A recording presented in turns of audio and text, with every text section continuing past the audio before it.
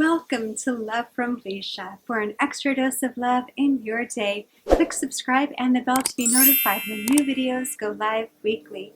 Today we'll be talking about what to do about that pesky perfectionist.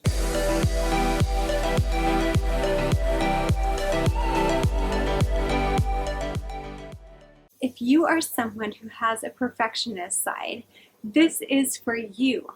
I am someone who has a very strong perfectionist, and for years it has taken its toll with tons of stress, everything needing to be done just so, spending 10, 20, 100 times longer on things than I really need to, just so that every detail is perfectly done. And yes, I need to do it if it's going to be done right. And of course, there's looking at what other people do and saying like, oh, that could have been neater. Oh my gosh, they made a spelling mistake. Oh, this happened, that happened. It's judging ourselves, it's judging others, it's judging situations, finding flaws, looking at what is wrong, what needs to be fixed, what needs to be tweaked, and spending so long on that. I think about all of the things that perfectionism has affected in my life, including way back when I was in elementary school and making pencil lines on every note that I would send before writing in the note, and then of course erasing the lines. My schoolwork was always so neat. Teachers would say, wow, this is the most beautiful math paper I've ever seen.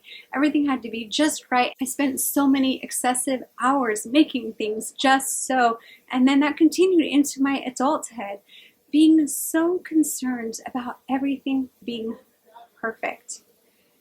Now, there are upsides because at times it really does matter for things to be perfect. And in those instances, I nailed it because I spent so much time and effort making it just so. But I did that with like 80% of things. Whereas there's another way. There's another way that relieves a lot of that stress, frees up a lot of time, and helps us to prioritize what is really important when it comes to perfectionism and things being just right. Consider two buckets. There's one bucket that's 80% of the time and the other bucket that's 20% of the time. If you're a perfectionist, this might be hard to hear. 80% of the time, good enough is good enough. 20% of the time, we really do need to spend that extra time and attention to detail. Consider if you are a surgeon doing heart surgery, you're not going to say, oh, good enough. That's when you want that perfectionist to come out. That's the 20% part of it. But then you go home and you're making dinner.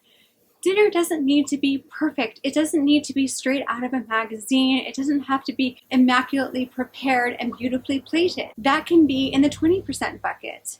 So consider in your life, what things are in the 80% where good enough is good enough, and what is in the 20% where it really does need that finite attention to detail. Consider it for yourself, consider it when you have expectations from others.